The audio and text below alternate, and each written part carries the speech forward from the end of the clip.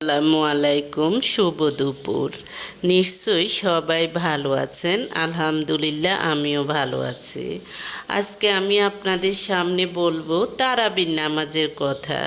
দেখা যায় যে আমরা অনেকেই জানি তারাবির নামাজ পড়তে হয়, তারাবির নামাজ না পড়লে রোজা হয় না, এটা আমরা ছোটোবেলা থেকে শুনে আসছি। কিন্তু সঠিক কোনো তথ্য এ পর্যন্ত পাই নাই।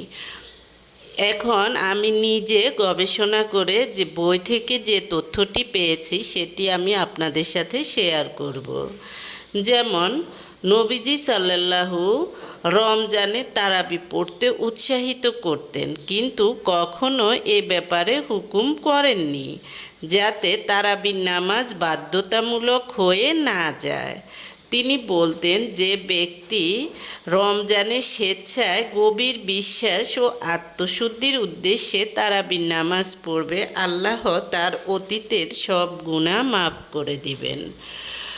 অর্থাৎ তিনি একদম নিষ্পাপ শিশুদের মতো হয়ে যাবেন, আবার পুনরায় গুনাহ করা পর্যন্ত।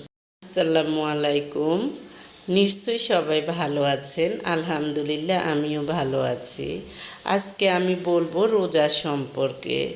রোজা হলো, আল্লাহ বলেছেন তোমরা রোজা রাখো যাতে তোমরা সুস্থ থাকো।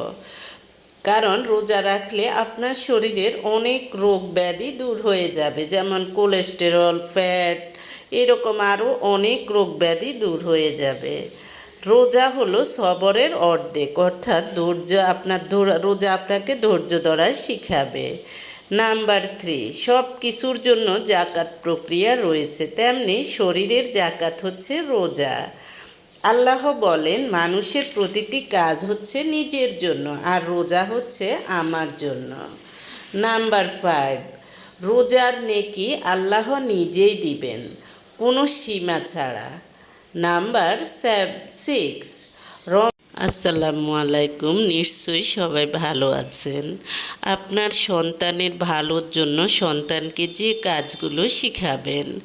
নাম্বার 1, নিজের শরীরের যত্ন নেওয়া। নাম্বার 2, পজিটিভ চিন্তা ভাবনা।